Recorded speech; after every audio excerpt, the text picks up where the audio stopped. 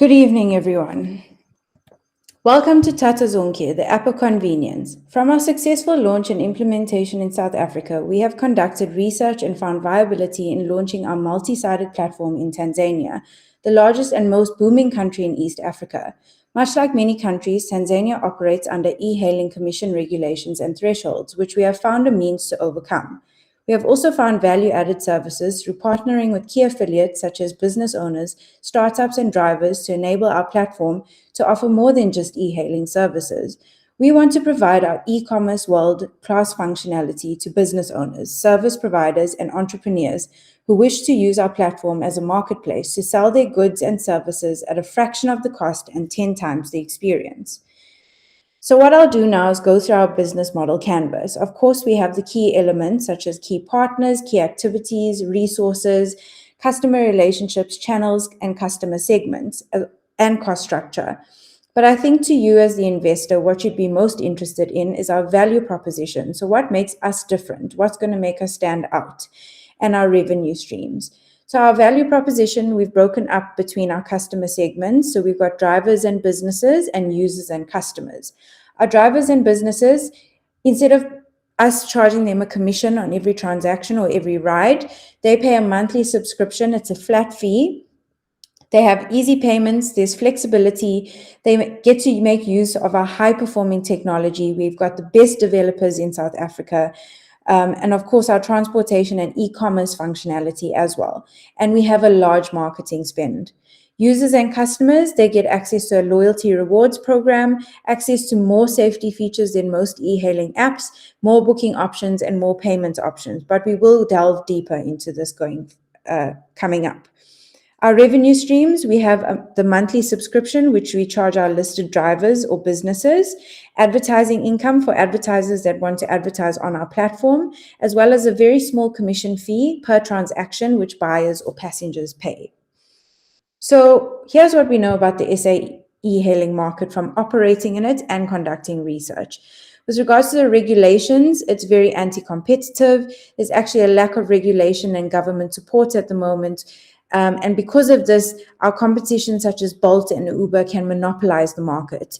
There's a massive projection for e-hailing market growth at the moment. It's 16.3 billion rand by 2025.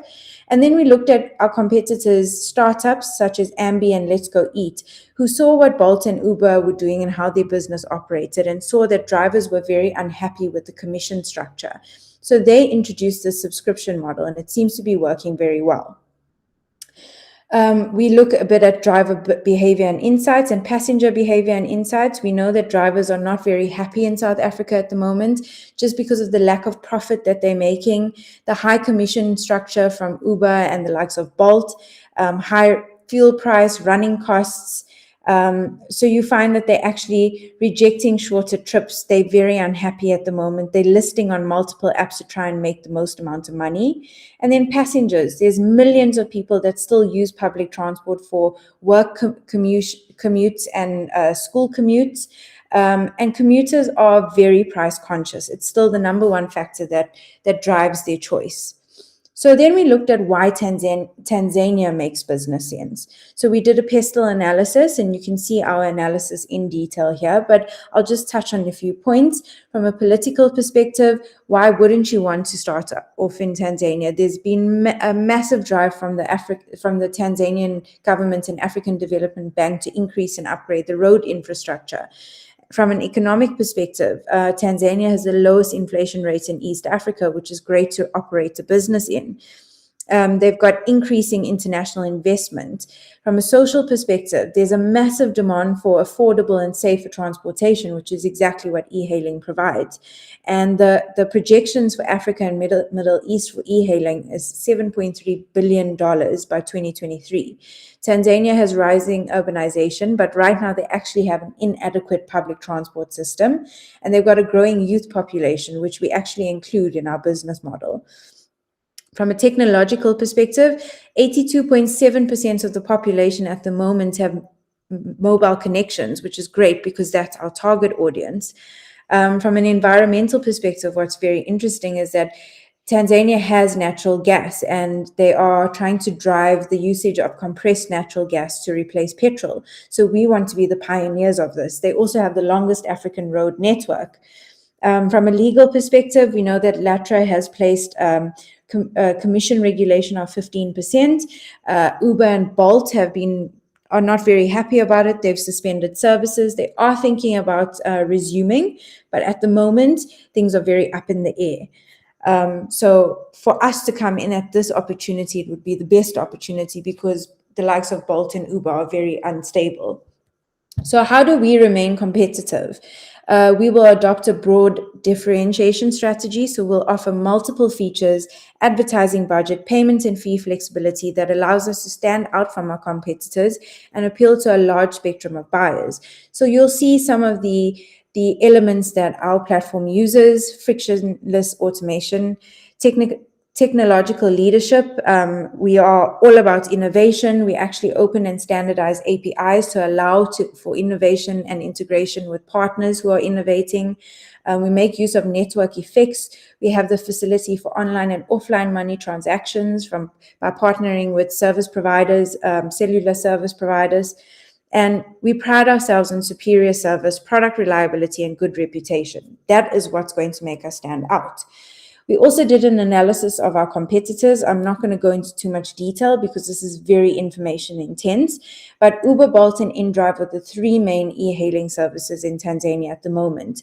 Uber and Bolt, like I said, they had to sort of suspend services because they were charging above the regulated commission of 15%, but they have a very similar business model. Whereas InDrive is very different. InDrive, the passenger states how much they're willing to pay for a trip, and then the driver can either accept, reject, or bargain until they come to an arrangement.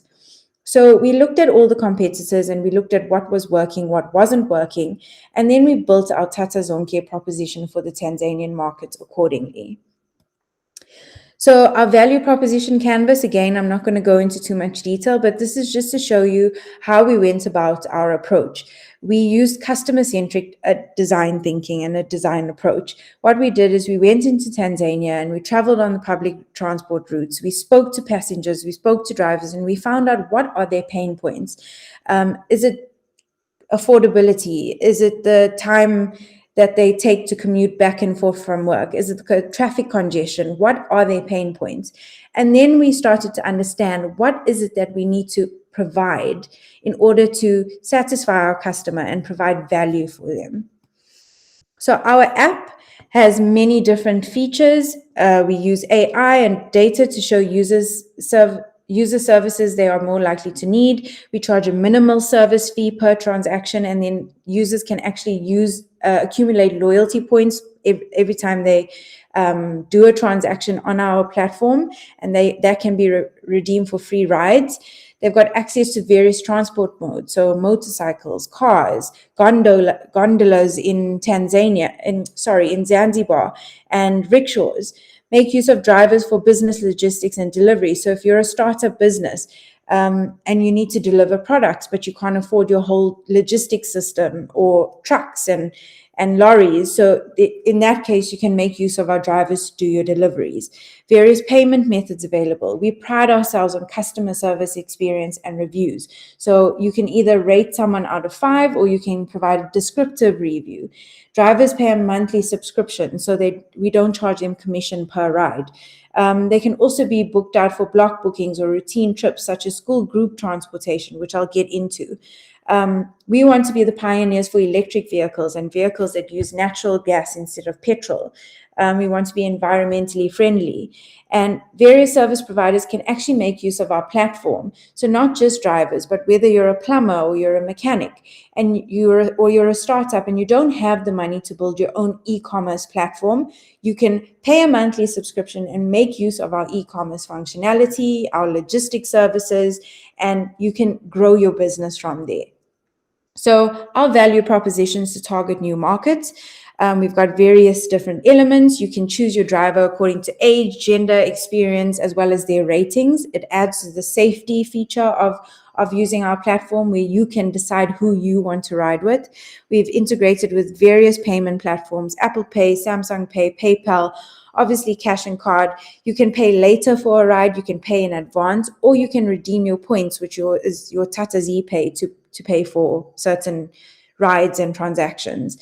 Run my errands. So we have a facility where a user can provide a one-day affidavit to a driver to give them authority to go and run errands on their behalf. Tata Z Pay, I've touched on that. It's our loyalty points program. Choose my transport. Again, you can choose whether you want to take a gondola, a boda boda, which is your rickshaw, your motorcycles, a car, a bajaji, which is a three-wheeler rickshaw. Tata Z regular, so you can book a driver for regular trips. If you want a group trip at regular times, it can be discounted, so it works really well for school transport, daily work commutes, long period trip chauffeurs. E-commerce for your business, like I said, logistics for your business. If you're a startup or if you're a service provider and you don't have the funds to go and build out your own e-commerce platform or have your own transportation logistics service, you can make use of ours. And then we've got the Tata Z Tourism. Why just hire a driver? Hire a tour guide. So we'll train some of our drivers about the area, about the history, so that when you have when you jump into the car, it's not just a drive, it's an experience as well. Tata Z Youth Empowerment Program. So we're very excited about this. We want to encourage employment and youth employment. So youth can enter the Tata Z Youth Empowerment Program and undergo driver training as well as communication skills training, which we provide. And then once that's complete, they can rent a Tata Z vehicle and they can list themselves as a driver. So our new markets and new customers, it would be school parents, learners in schools for your school lift clubs or routine trips. Tourists, people looking for a gondola ride, or they're looking for an experienced driver who knows about the area. Homeowners and mass market, you're looking for a plumber, you're looking for an electrician, you can find them on our platform.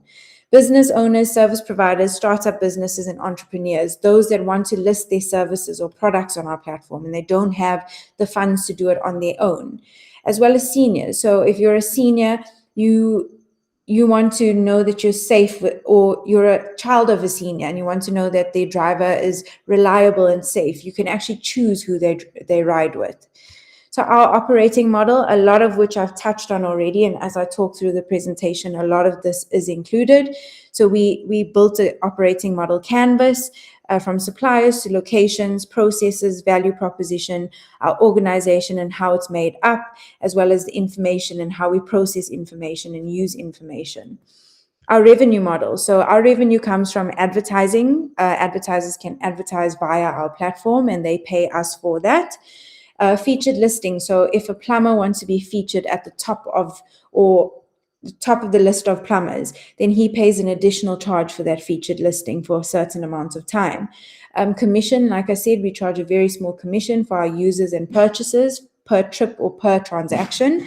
They can then gain loyalty points for that. And then our drivers and listed service providers pay a monthly subscription, and that's all they pay to make use of our platform. So what does success look like? We looked at key performance indicators with regards to our 3 customer segments. So for drivers and listed service providers, we want 10,000 drivers listed at the end of year 1. It's not impossible. Bolt has 10,000 drivers in Tanzania at the moment, and they are very unhappy. If we charge them a minimum of a 500 Rand subscription fee per month, that's 60 million Rand at the end of year 1. There's currently 3 million plus small registered businesses in Tanzania. If we aim for 10% of that, that's 300,000 businesses listed on our platform at the end of year 1, and a minimum of 10,000 unemployed youth to complete the development program. Obviously, they will then move on to becoming listed drivers, and our platform continues to grow. From our users and customer side, we want 5% of the current mobile internet users, which equals 2.5 million users, a retention rate of 33%. We want 250,000 daily active users at the end of year 1 and 1 million monthly active users by the end of year 1. And that will look like success. From an advertising point of view, CPM advertising, we will charge we'll have a minimum rate card of 500 Rand per ad. And if we aim for 100 ads in year 1, we've calculated what will achieve 64,000, we need to reach for 100 ads in year 1. 1 million Rand in sponsorship of sites or app sections in year 1.